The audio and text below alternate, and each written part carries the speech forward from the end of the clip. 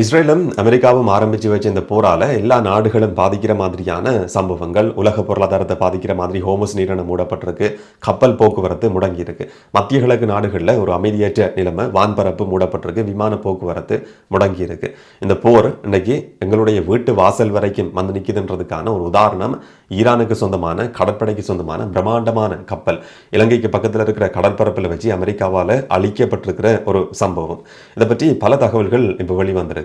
இன்னொரு பக்கம் அமெரிக்காவினுடைய CIA உளவு பிரிவு போட்டிருக்கிற ஒரு ரகசியமான திட்டம், ஈரானுக்குள்ள இருக்கிற சுயாட்சி தனி நாடு கேட்டு போராடி கொண்டிருக்கிற ஒரு மக்கள் கூட்டத்தை, இயக்கத்தை தங்களுடைய சொந்த நலனுக்கு பயன்படுத்துறதுக்கு அமெரிக்கா போட்டிருக்கிற ஒரு ரகசியமான திட்டம் சம்பந்தமான தகவலும் இன்றைய நாளில் வெளிவந்திருக்கு. இந்த போர் ஆரம்பிச்சு இன்னைக்கு 5வது நாள். இன்னைக்கு என்னெல்லாம் நடந்திருக்கு, மத்திய கிழக்கில் இப்போ எப்படியான ஒரு சூழல் இருக்குன்றதை இந்த வீடியோவில் விளக்கமாக தெளிவாக பார்த்துடலாம். ஈரானுக்கு சொந்தமான மிகப்பெரிய பிரம்மாண்டமான ஒரு போர்க்கப்பல், கிட்டத்தட்ட 1500 தொன் எடை இருக்கிற கப்பல், 100 மீட்டர் நீளமான ஒரு போர்க்கப்பல், ஒரு ஹெலிகாப்டரை தரையிறக்கக்கூடிய வசதிகள் இருக்கு, மிசைல் தாக்குதல் நடத்தக்கூடிய வல்லம் இருக்கு. ஈரானுடைய பாதுகாப்பு பிரிவினுடைய சக்திகள் சொல்லி பார்க்குற நேரத்தில் அதிநவீனமான ஒரு புது கப்பல் தான் இன்னைக்கு இலக்கு வைக்கப்பட்டிருக்கு. இந்த கப்பல் சில நாட்களுக்கு முதல்ல இந்தியாவில் நடந்த இந்திய கடற்படையோடு நடந்த ஒரு கூட்டு பயிற்சியில் கலந்து கொண்டதுக்கு பிறகு ஈரான் நோக்கி திரும்பவும் பயணத்தை ஆரம்பிச்சிருந்தது. அப்படியான ஒரு சந்தர்ப்பத்தில் தான் அமெரிக்காவினுடைய நீர்மூழ்கி பயன்படுத்தப்பட்டு இந்த தாக்குதல் முற்றும் முழுதா சேதமாக்கப்பட்டிருக்கு. அமெரிக்காவினுடைய MK-48 என்று சொல்லப்படுற நீர்மூழ்கி இதுக்காக பயன்படுத்தப்படுதுன்னு சொல்லி இன்னைக்கு அமெரிக்க பாதுகாப்பு தலைமையகம் பென்டகன் உறுதி செய்திருந்தது. ஒரு மிசைல் தாக்குதல், ட்ரோன் தாக்குதல் நடத்தப்படும் இருந்தால் கப்பலுக்கு பெரிய அளவான சேதம் ஏற்படாது. ஒரு நீர்மூழ்கி தாக்குதல் நடத்தப்படும் இருந்தால் அந்த கப்பல் முற்றும் முழுதா அழிக்கப்படும். அந்த சம்பவம் இன்றைக்கு பதிவாகி இருக்கு. இலங்கையினுடைய கடற்படைக்கு இன்றைக்கு காலையிலே ஒரு தகவல் கிடைக்குது, ஒரு டிஸ்ட்ரெஸ் கோல் கிடைக்குது. ஒரு கப்பல்ல இருந்து ஒரு மேடே கோல் மாதிரி அவசரமான அழைப்பு கிடைச்சிருந்தது. அதுக்கு பிறகு இலங்கையினுடைய கடற்படைக்கு சொந்தமான 2 கப்பல்களும் ஹெலிகாப்டர்களும் விமானப்படையினுடைய ஹெலிகாப்டர்களும் பயன்படுத்தப்பட்ட சந்தர்ப்பத்தில் அந்த இடத்துக்கு போய் இலங்கையினுடைய பாதுகாப்பு தரப்பு பார்க்கிற நேரத்தில் ஒரு சில சிதைவுகளையும் எண்ணெய் கசிவுகளையும் சடலங்களையும் உயிருக்கு போராடி கொண்டிருந்த நபர்களையும் மட்டும்தான் பார்க்க முடிஞ்சது. ஒரு கப்பல் இருந்ததுக்கான தடமே கிடையாதுன்னு சொல்லி இலங்கையினுடைய பாதுகாப்பு தரப்பு இன்னைக்கு அறிவிச்சிருந்தது. இலங்கை ஈரானுடைய கடற்படை உறுப்பினர்களை மீட்டு வைத்தியசாலைகளில் அனுமதிச்சிருக்கு. 32 பேர் காப்பாற்றப்பட்டிருக்கிறாங்க. 87 பேருடைய சடலங்கள் மீட்கப்பட்டிருக்கு. 180 பேர் இந்த கப்பலில் பயணம் செய்திருக்கிறாங்கன்றதுதான் கடைசியா வெளிவந்திருக்கிற உத்தியோகபூர்வமான தகவல். இந்த தாக்குதல் நடத்தப்பட்டிருக்கிற இடம் சம்பந்தமான நிறைய சர்ச்சைகள் இன்னைக்கு வெடிச்சிருந்தது. பாராளுமன்றத்திலேயும் நிறைய விஷயங்கள் பேசப்பட்டிருந்தது. அமெரிக்க ஜனாதிபதி டொனால்ட் ட்ரம்பினுடைய அப்பன் வீட்டு சொத்தா இலங்கையினுடைய கடற்பரப்பு, எப்படி அதை பயன்படுத்த முடியும் என்ற மாதிரியான கேள்விகள் முன்வைக்கப்பட்டிருந்தது. யார் சொன்னாலும், எந்த அரசியல்வாதி சொல்லியிருந்தாலும் நியாயமான கேள்வி. அமெரிக்காவாக இருந்தாலும் சரி, வேறு நாடுகளாக இருந்தாலும் சரி, ஒரு போருக்காக எங்கள் நாட்டினுடைய வான்பரப்பையோ கடற்பரப்பையோ நிலப்பரப்பையோ பயன்படுத்துறதுக்கு அனுமதி கொடுக்க வேண்டிய அவசியம் கிடையாது. அது சின்ன நாடாக இருக்கலாம், பெரிய நாடாக இருக்கலாம், அதை பற்றி எந்த விதமான பிரச்சனையும் இல்லை. இன்னும் ஒரு நாடு எங்களை போருக்குள்ள இழுக்கிற மாதிரியான நடவடிக்கையில் ஈடுபடுதுன்னு சொன்னால் அதுக்கு அனுமதி கொடுக்க வேண்டிய அவசியம் கிடையாது. ஆனால் இந்த சம்பவம் நடந்திருக்கிறது இலங்கையினுடைய கடற்பரப்பிலேயாண்டு கேட்டால் அதுக்கான நேரடியான பதில் இல்லை என்றது. இலங்கையினுடைய காலி பிரதேசத்திலிருந்து, காலியிலிருந்து கிட்டத்தட்ட 40 கடல் மைல் தூரத்தில் இந்த சம்பவம் பதிவாகியிருக்கு. 75 கிலோமீட்டர் தூரத்தில் இந்த சம்பவம் பதிவாகியிருக்கு. இலங்கைக்கு பக்கத்தில் இருக்கிற இந்து சமுத்திரம் சர்வதேச கடற்பரப்பில் நடந்திருக்கிற சம்பவம் இலங்கையினுடைய கடற்பரப்பில் வச்சு இந்த சம்பவம் பதிவாகல. சர்வதேச கடற்பரப்பில் இந்த மாதிரியான போர்க்கப்பல்கள் அழிக்கப்படுற சம்பவங்கள் இதுக்கு முதல்லையும் நடந்திருக்கு. 2ஆம் உலக போருக்கு பிறகு இந்த மாதிரியான போர்க்கப்பல் அழிக்கப்பட்டிருக்கிற முதலாவது சந்தர்ப்பம் இதுன்னு சொல்லி அமெரிக்காவினுடைய பென்டகன் அன்றைக்கு குறிப்பிட்டிருந்தது. ஆனால் ஒரு சில சர்வதேச ஊடகங்களுக்கு அமைய அதுக்கு பிறகு அர்ஜென்டினாவோட கப்பல், இந்தியாவினுடைய போர்க்கப்பல்கள் அழிக்கப்பட்டிருக்கு, இது முதல் சந்தர்ப்பம் கிடையாது என்ற மாதிரி ஒரு விளக்கம் கொடுக்கப்பட்டிருந்தது. அமெரிக்கா நடத்தி இருக்கிற 2ஆம் உலக போருக்கு பிறகு அமெரிக்கா இந்த மாதிரி ஒரு போர்க்கப்பலை அழிச்சிருக்கிற முதலாவது சந்தர்ப்பமா இது பதிவாகி இருக்கு. அப்ப 2ஆம் உலக போருக்கு பிறகு நடந்திருக்கிற சம்பவம்ன்றதால 3ஆம் உலக போர் என்ற வார்த்தைக்கு போக முடியுமா, அதை பயன்படுத்த முடியுமான்னு கேட்டால் அதுக்கான பதிலும் இல்லை என்றதை என்னன்னு சொன்னா, ஈரானோட ரஷ்யா, வடகொரியா, சைனா இந்த மாதிரியான நாடுகள் சேரும் வரைக்கும் இது உலக போர் என்ற அளவுக்கு போக போறது கிடையாது. ஒரு பக்கம் ஈரான் என்ற ஒரு தனி நாடும், ஒரு சில ஹூதிஸ், லெபனான், ஹிஸ்புல்லா அமைப்புகள் சொல்லப்பட்ட தரப்புகள் ஒரு பக்கம் இருக்கு. இன்னும் ஒரு பக்கம் ஒட்டுமொத்த உலகமும் இருக்கு. மேற்குலக நாடுகள், சவுதி அரேபியா உட்பட அரபுலக நாடுகள், எல்லா நாடுகளும் சேர்ந்து கொண்டு ஈரானோட 2 தரப்புகளுக்கு இடையில போர் நடந்து கொண்டிருக்கு. மற்ற நாடுகள் ஈரானோட சேரும் வரைக்கும் இது உலக போர் என்ற வார்த்தையை நாங்கள் பயன்படுத்த வேண்டிய அவசியம் கிடையாது. இந்த கப்பல் தாக்குதல் நடத்தப்பட்டிருக்கிற இடம் சம்பந்தமா ஏற்பட்டிருக்கிற சர்ச்சையை பொறுத்த வரைக்கும் இலங்கையினுடைய எக்கனாமிக் ஜோன்ல இந்த சம்பவம் நடந்திருக்கு. இலங்கையினுடைய கடற்பரப்பில் நடந்திருக்கிற ஒரு சம்பவம் கிடையாது. இந்த மாதிரி கப்பல்கள் இலக்கு வைக்கப்பட்டிருக்கிற இன்னும் ஒரு சம்பவம் வந்து ஹோமோஸ் நீரிணையிலையும் பதிவாகி இருக்கு.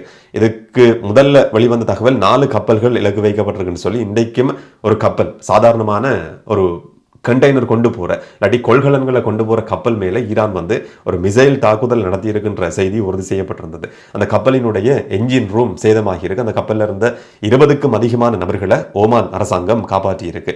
ஓமானுடைய வடக்கு கடற்பரப்புல ஹோமோஸ் நீரிணையில இந்த சம்பவம் வந்து பதிவாகி இருக்கு. ஹோமோஸ் நீரிணையை வந்து யாரும் பயன்படுத்தக்கூடாது, அனுமதி தரமாட்டோம்னு சொல்லி ஈரான் ஏற்கனவே ஒரு எச்சரிக்கை விடுத்திருந்தது. அதையும் தாண்டி அமெரிக்காவினுடைய பாதுகாப்பு தரப்பு சொன்னாலும் நாங்கள் பயன்படுத்த முடியும், இந்த கப்பல்ல வந்து இந்த கப்பல் பயணங்களை வந்து முன்னெடுக்க முடியும்னு சொல்லி அமெரிக்க ஜனாதிபதி டொனால்ட் ட்ரம்ப் அறிவிச்சிருந்தார். ஆனால் இன்றைக்கும் ஒரு தாக்குதல் ஹோமோஸ் நீரிணையில ஒரு கண்டெய்னர் ஷிப் மேல நடத்தப்பட்டிருக்கு. உலக பொருளாதாரத்தில் மிகப்பெரிய பாதிப்பு செலுத்துற மாதிரியான ஒரு விஷயம். இன்னைக்கு சைனாவும் வந்து அமெரிக்கா, இஸ்ரேல், ஈரான் இந்த 3 நாடுகள்கிட்டையும் நேரடியா ஒரு வேண்டுகோளை முன் வச்சிருக்கு. இந்த போர் முடிவுக்கு வரணும், பொருளாதார ரீதியில எல்லா நாடுகளும் பாதிக்கப்பட்டிருக்குன்னு சொல்லி. இதுல சைனாவினுடைய ஒரு சுயநலனும் இருக்கு. என்னன்னு சொன்னா, இப்ப ஈரானும் சைனாவும் வந்து நட்பு நாடுகள்.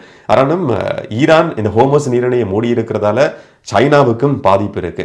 சைனாவுக்கு தேவையான இயற்கை திரவ எரிவாயு இல்லாட்டி எல்என்ஜி கொண்டு வரப்படுறதுல இந்த ஹோமோஸ் நீரிணை வந்து முக்கியமானது. 30% சைனாவுக்கு தேவையான எல்என்ஜி வந்து இந்த பிரதேசம் மூலமாக தான் கொண்டு வரப்படுது.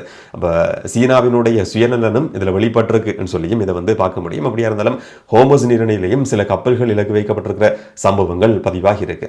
மத்திய கிழக்கு நாடுகளினுடைய நிலைமையை பொறுத்த வரைக்கும் சில நாடுகள் தனித்தனியே, கட்டார், குவைத், சவுதி அரேபியா இந்த மாதிரியான நாடுகள் எத்தனை ட்ரோன்கள், எத்தனை மிசைல்களை முறியடிச்சிருக்கிறோம்னு சொல்லி இன்றைக்கும் ஒரு சில பட்டியல்களை வெளியிட்டிருந்தது. சவுதி அரேபியாவினுடைய மிகப்பெரிய எண்ணெய் சுத்திகரிப்பு நிலையத்தின் மேல திரும்பவும் ஒரு தாக்குதல் நடத்துறதுக்கு முயற்சி எடுக்கப்பட்டு அந்த முயற்சி முறியடிக்கப்பட்டிருக்கு. கட்டார்ல மூடப்பட்டிருந்த இயற்கை திரவ வாயு சுத்திகரிப்பு நிலையம், எண்ணெய் சம்பந்தப்பட்டிருக்கிற எல்என்ஜியோட சம்பந்தப்பட்டிருக்கிற நிலையம் வந்து மூடப்பட்டிருந்தது. அது இதுவரைக்கும் திறக்கப்படல. வான்பரப்பு மூடப்பட்டிருக்கு. மறு அறிவித்தல் வரைக்கும் இதுவரைக்கும் விமான போக்குவரத்துகளும் மத்திய கிழக்கு நாடுகளை பொறுத்த வரைக்கும் முடங்கி இருக்கு. கட்டார்ல சில வெடிச்சம்பவங்கள் பதிவாகி இருக்குன்னு சொல்லி இன்றைக்கும் செய்திகள் வெளிவந்திருந்தது. கட்டார் அரசாங்கம் உறுதிப்படுத்தி இருக்கிற இன்னும் ஒரு தகவல் என்னன்னு சொன்னா, கட்டார்ல 12 பேர் கைது செய்யப்பட்டிருக்கிறாங்க, உளவாளிகள். அதுவும் ஈரானுக்கு சார்பாக செயற்பட்டிருக்கிற ஈரானுடைய ராணுவம் ஐஆர்ஜிசியோட நெருக்கமாக செயற்பட்டார்கள் சொல்லி சந்தேகப்படுற 12 பேரை கட்டார் அரசாங்கம் கைது செய்திருக்கு. நேற்றைய நாளில் இன்னும் ஒரு செய்தி வெளிவந்திருந்தது. இஸ்ரேலினுடைய மொசாட் உளவு பிரிவை சேர்ந்த சில நபர்கள் சவுதி அரேபியாவிலையும் கட்டார்லையும் கைது செய்யப்பட்டிருக்கிறாங்கன்னு சொல்லி இன்னைக்கு கட்டார் அதை நிராகரிச்சிருக்கு. அந்த மாதிரி மொசாட் உளவாளிகள் யாருமே கைது செய்யப்படல. ஐஆர்ஜிசி படைப்பிரிவோட நெருக்கமான தொடர்புகளை வச்சிருந்த ஸ்லீப்பர் செல்ஸ் சொல்லி அடையாளப்படுத்தப்பட்ட 2 பேரை நாங்கள் கைது செய்திருக்கிறோம். இதை தவிர இன்னும் 10 பேர் வந்து உளவு பார்த்தார்கள் என்ற அடிப்படையில் கைது செய்யப்பட்டிருக்கிறாங்க. அதுலேயும் 3 பேர் ஐஆர்ஜிசி படைப்பிரிவிட்ட ட்ரோன் பயிற்சி பெற்றிருக்கிற நபர்கள் என்றதையும் விசாரணைகளில் உறுதி செய்திருக்கிறோம் சொல்லி கட்டார் அறிவிச்சிருந்தது. இன்னும் ஒரு பக்கம் அமெரிக்காவினுடைய CIA உளவு பிரிவு போட்டிருக்கிற ஒரு ரகசியமான திட்டம் சம்பந்தமான ஒரு செய்தி வந்து அமெரிக்க ஊடகங்கள் இன்னைக்கு வெளிவந்திருந்தது. இப்போ ஈரானுக்குள்ள நேரடியான ஒரு தரைவழி தாக்குதல் இதுவரைக்கும் இஸ்ரேலாலேயோ இல்லாட்டி அமெரிக்காவாலேயோ நடத்தப்படல. அமெரிக்க ராணுவம் நேரடியாக களமிறக்கப்படும் என்று கேட்டால் அதுக்கான பதில் இப்போதைக்கு இல்லைன்றது. ஆனா ஈரானுக்குள்ள ஒரு புரட்சியை உருவாக்குற மாதிரி, ஒரு அமைதியற்ற சூழலை ஏற்படுத்துற மாதிரி அங்க தனி நாடு கேட்டு சுயாட்சி கேட்டு போராடி கொண்டிருக்கிற குர்திஷ் இன மக்களை பயன்படுத்துறதுக்கு அமெரிக்கா வந்து திட்டம் தீட்டி இருக்கு. குர்திஷ் இனத்தை சேர்ந்திருக்கிற ஒரு சில போராட்ட குழுக்கள் வந்து ஈராக் எல்லையிலிருந்து கொண்டு இப்ப இருக்கிற ஈரான் அரசாங்கத்துக்கு எதிரான சில திட்டங்களில் வந்து ஈடுபட்டு வருது. அவங்களுக்கு பெருந்தொகையான ஆயுதங்களை கொடுத்து ஒரு மிகப்பெரிய ஆயுத போராட்டத்தை உருவாக்குற மாதிரியான முயற்சியில வந்து அமெரிக்கா ஈடுபட்டு கொண்டிருக்கு. அமெரிக்க ஜனாதிபதி டொனால்ட் ட்ரம்ப் இந்த குர்திஷ் இன போராட்ட இயக்கங்களினுடைய தலைவர்களோட நேரடியான பேச்சுவார்த்தைகளில் ஈடுபட்டிருக்கிறார். பெருந்தொகையான ஆயுதங்கள் எதிர்வரும் நாட்களில் கொடுக்கப்பட இருக்கு என்ற மாதிரி அமெரிக்காவினுடைய நலனுக்காக இந்த குழுக்கள் வந்து பயன்படுத்தப்பட இருக்குன்னு சொல்லி ஒரு செய்தி வழி வந்திருந்தது. என்ன சொன்னா, ஈரான்ல இருக்கிற பெரும்பான்மையா இருக்கிற பெர்ஜியன் மக்களுக்கும் குர்திஷின மக்களுக்கும் இடையில ஒரு பிரச்சனை இருக்கு. யார் பெரும்பான்மை, யாரு சிறுபான்மை என்ற பிரச்சனை. இல்லாட்டி எங்களுக்கு வந்து சுயாட்சி தரப்படணும், தனிநாடு தரப்படணும்னு சொல்லி குர்திஷின மக்கள் வந்து தொடர்ச்சியான ஒரு கோரிக்கையை முன் வச்சு கொண்டிருக்காங்க. நாங்கள் புறக்கணிக்கப்படுறோம் என்ற மாதிரியான ஒரு நிலைப்பாடு வந்து இருந்து வருது. எல்லை பிரதேசங்கள்ல இருந்து சில ராணுவ ரீதியான தாக்குதல்களும் குர்திஷ் போராட்ட இயக்கங்களால ஈரான் மேலேயும் நடத்தப்பட்டிருந்தது. ஈரான் எல்லையில வந்து இந்த சம்பவங்கள் பதிவாகி இருந்தது. இப்ப அந்த பிரிவுகளை வந்து அந்த இன மக்களை இல்லாட்டி போராட்ட இயக்கங்களை தங்களுடைய நலனுக்கு பயன்படுத்துறதுக்குன்னு சொல்லி அமெரிக்கா ஆயுதங்களை கொடுக்க இருக்கு என்றதுதான் இன்னைக்கு வெளிவந்திருக்கிற ஒரு தகவல். அந்த தங்களுடைய நோக்கத்தை நிறைவேற்றினதுக்கு பிறகு அமெரிக்கா திரும்பவும் இன்னும் ஒரு தரப்புக்கு ஆயுதத்தை கொடுத்து குர்திஷ் அந்த போராட்ட இயக்கங்களையும் அழிக்கும் என்றதுதான் வரலாறு எங்களுக்கு கற்று தந்திருக்கிற ஒரு பாடம். இந்த போராட்ட இயக்கங்களினுடைய தலைவர்கள் அமெரிக்காவினுடைய சதி வலைக்குள்ள சிக்குவாங்க இல்லையான்றதை நாங்கள் பொறுத்திருந்து பார்க்கலாம். இன்னொரு பக்கம் ஈரானுடைய புதிய தலைவர் இதுவரைக்கும் தெரிவு செய்யப்படலை. ஆயத்துல்லா அலி கமேனியினுடைய மகன் மொஜ்தபா அந்த பதவிக்கு தெரிவு செய்யப்படலாம் என்ற மாதிரியான செய்திகள் இன்றைக்கும் வெளிவந்திருந்தது. ஈரானை பொறுத்த வரைக்கும் சேத எண்ணிக்கை தொடர்ச்சியாக அதிகரித்து கொண்டே போகுது. தொடர்ச்சி இன்றைய நாளிலேயும் தாக்குதல்கள் நடத்தப்பட்டிருக்கு, வீரியமான தாக்குதல்கள் நடத்தப்பட்டிருக்குன்னு சொல்லி மேற்குலக நாடுகளினுடைய ஊடகங்களில் பார்க்க முடிஞ்சுது. எல்லா நாடுகளையும் இதுக்குள்ள இழுத்து விடுற மாதிரியான ஏதோ ஒரு முயற்சியில் தான் அமெரிக்காவும் இஸ்ரேலும் ஈடுபட்டு வருதுன்ற மாதிரியான சம்பவங்கள் தான் தொடர்ச்சியாக பதிவாகி வருது. என்ன நடக்கும்ன்றதை நாங்கள் பொறுத்திருந்து பார்க்கலாம். இதை பற்றி நீங்கள் என்ன நினைக்கிறீங்கன்றதை கமெண்ட்டில் சொல்லுங்கள். இன்னொரு வீடியோவில் இன்னொரு தகவலோட சந்திக்கலாம். வணக்கம்.